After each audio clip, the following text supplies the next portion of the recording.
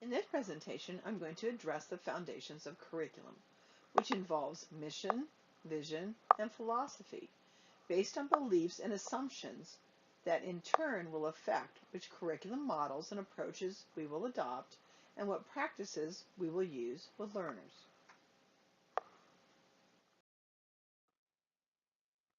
Here we will talk about mission and vision of early childhood programs. There's an important distinction between the two. Mission statements are general and describe the purpose and goals and the general intentions of the work of any organization. This sample mission statement shows some of those characteristics.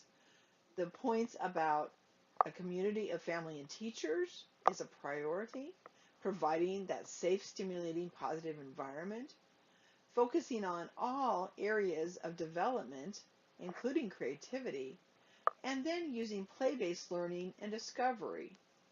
They mention, too, in this mission statement, using an emergent and constructivist curriculum, which would be representative of particular approach to curriculum in this case.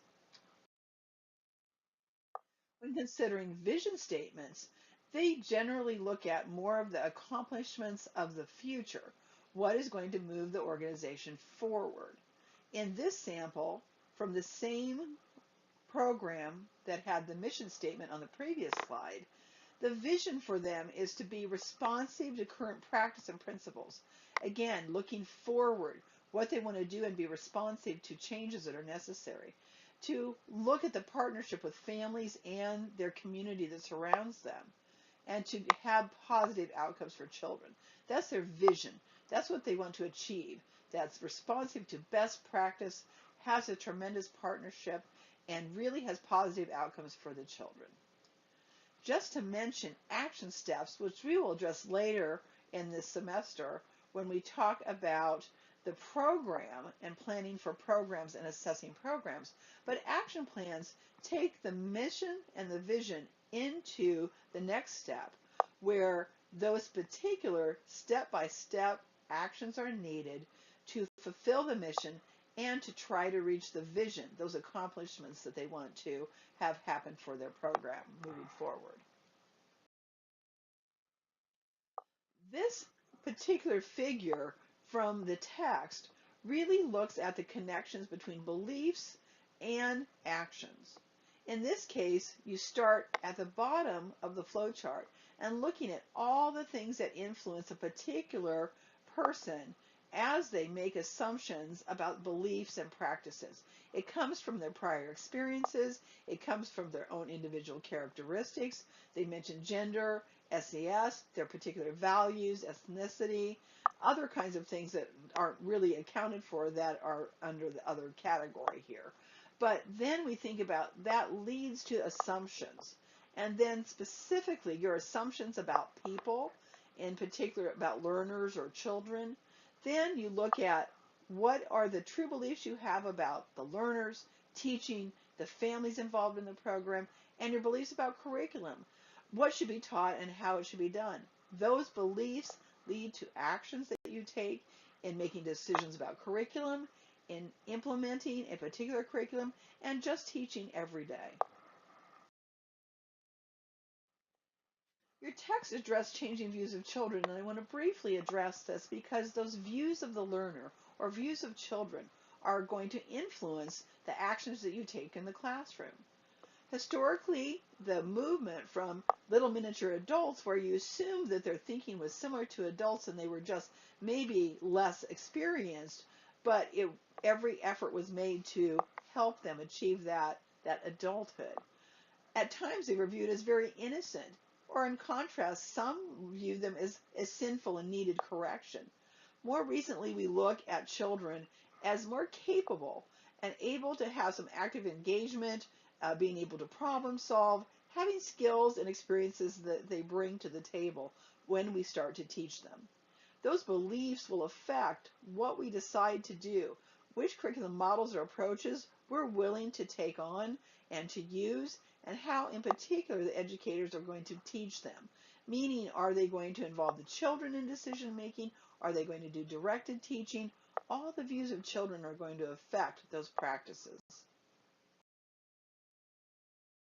So looking at children as competent individuals and also diverse, representing differences in interest, in ability, gender, ethnicity, family structure, those are other kinds of diversity we must pay attention to when we look at social and cultural context of developmentally appropriate practice. But beliefs and assumptions about competence can influence the goals, such as knowing these children can learn to be independent, they can learn to self-regulate, they can engage actively in problem solving, that you want the goal of having them develop a strong executive function, which leads them to self-regulation, problem solving, and controlling impulses, emotional, cognitive thinking processes, and social relationships. So looking at a little bit about philosophy, then leading to goals and objectives. A philosophy is made up of those assumptions about the learners, families, the curriculum, and the intention of the program. So philosophy beliefs lead to designing mission statements, and then that again lead to the vision statements that we want to design. Goals then are what we're going to look at that are a little more precise, that are long-term and global. They're not immediately measurable, but they relate to how our curriculum is structured, to what we think is important and valued, and so it'll lead to the short-term goals, and the program will continually go back to those particular goals that have been set. Again, all of this flows out of the philosophy. Philosophy and beliefs and assumptions lead to the mission and the vision of a particular program, which then moves on to what goals do we have for our learners, for our program, what measurable objectives then we have next. When looking at short-term goals, they will flow out of the long-term program goals. What are the intentions for the learners and what you want to accomplish? And then what can happen on a daily, weekly basis that is measurable in the short term?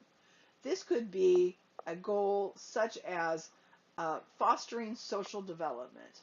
That's not measurable as stated as a goal, but then the objectives that we would measure about the skills, social skills, altruistic skills, interactions with others will come out of those short-term goals. For objectives, just briefly to look at this, and this is objectives for the learners. This is not in a lesson plan, but this is the learners overall in the program. Can be many of these areas represented.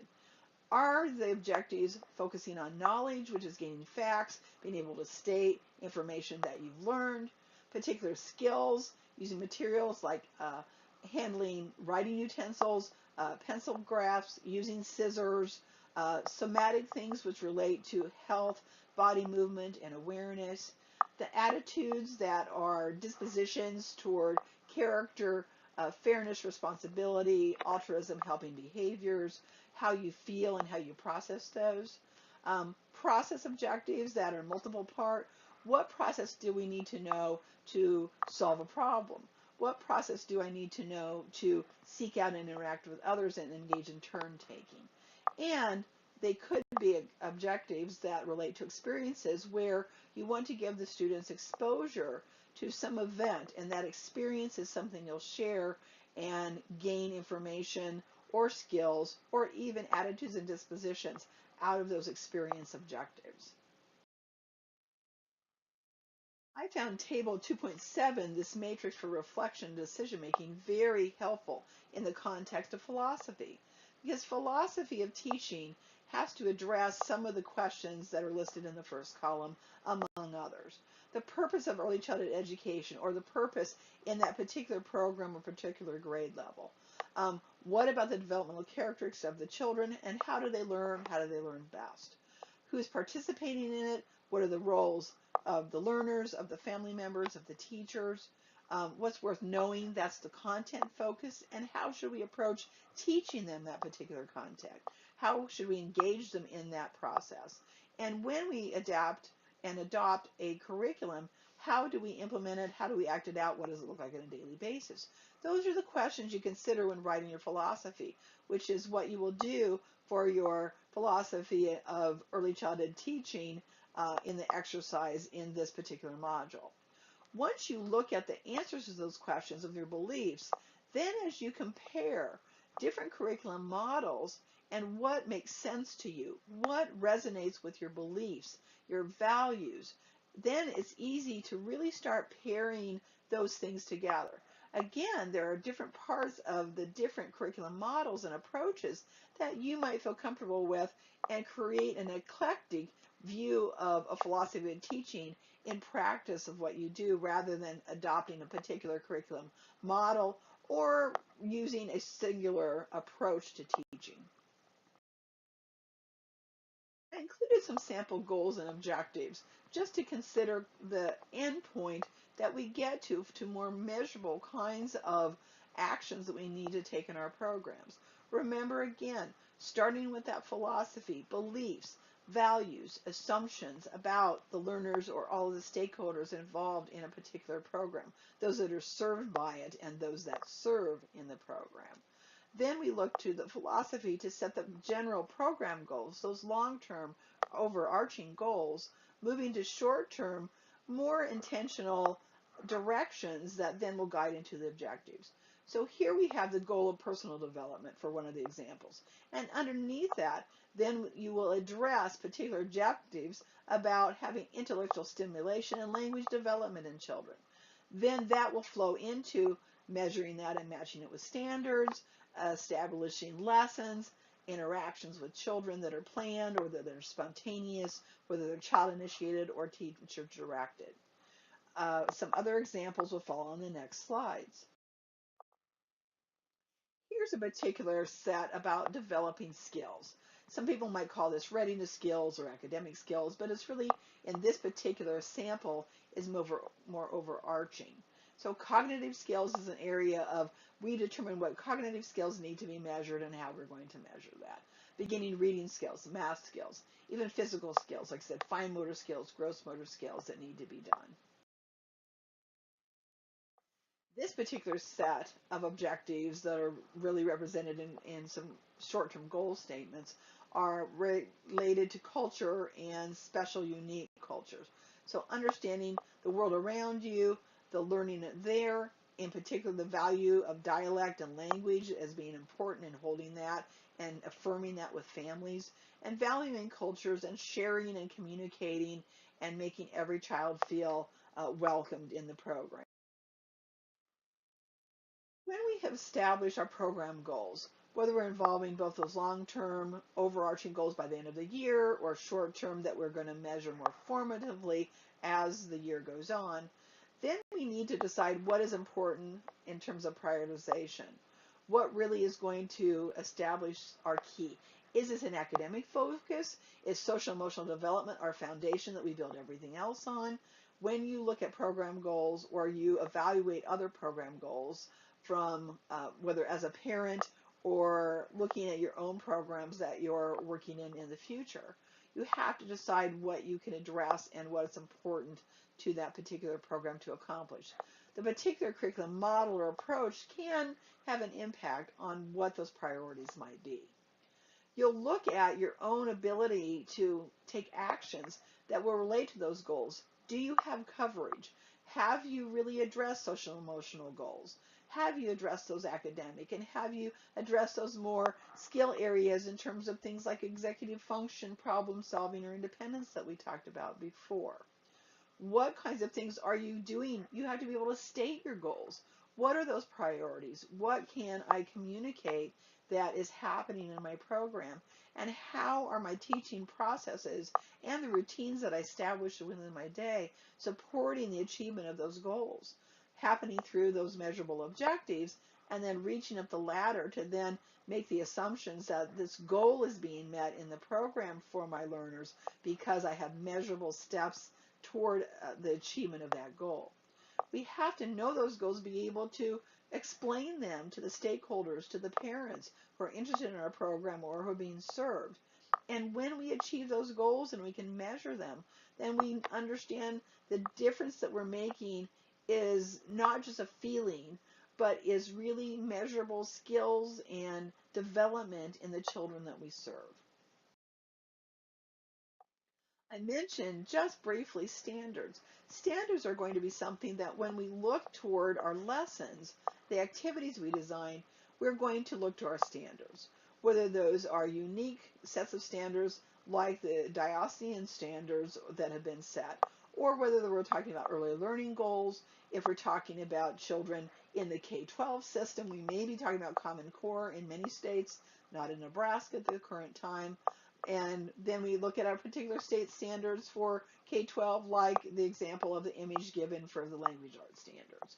So they can be a district or a particular organization, like I mentioned, the diocese here in Omaha, as well as other areas. Other dioceses have established their particular outcomes for their preschool students or for their other students. Can be state organizations that drive the objectives, like the language arts standards, where the impact is felt by the National Association for Teachers of English. Math as well are impacted by those. Or it can be using national standards. Common Core, an example of a set of national standards. Again, by choice, states have to adopt those, and only about 46 states have adopted Common Core reading and math, or language arts and math Common Core standards. One state has adopted only language arts, but Nebraska is one of about 4 that have not adopted either of those standards. That particular early learning guidelines for the birth to age 5 students is what it drives the planning, and the K-12 standards for content is what drives those particular pieces. We began to look at learning objectives. We are basically still talking about learning objectives for the long term as it flows out of the program goals. But it also can reflect the same kind of best practice in establishing learning objectives for individual lessons. Here we want to make sure we're addressing knowledge, skills, behaviors, attitudes, values, or dispositions that you want students to be able to demonstrate, to be able to master. We also want to specify when the objective is to be met. Is this something done by the end of the year? Is it at the end of a daily activity? Or perhaps at the end of a week-long unit? The objectives must be observable so that we can see particular evidence of learning through performance, or that we can hear them explain particular facts or concepts that now they come to understand. The objectives must be measurable, where we determine a quantity or a quality in terms of criteria. Quantity might be 8 out of 10 problems that are correct. Quality might be the type of description and the particular facts or amount of facts or criteria that we want them to be able to specify to us at that point in time. Now I would like to draw connections between the different aspects that I've talked about so far, using the visual up in the right-hand corner as kind of a baseline. We want to look at how program developers think through establishing a program philosophy. They have to talk about their shared beliefs and assumptions, and that's going to lead them to design the vision and the mission statements. And those statements are going to then have an impact on the actual practices that we engage in a program. First, establishing program goals that have to be consistent with what we've stated about our beliefs and assumptions.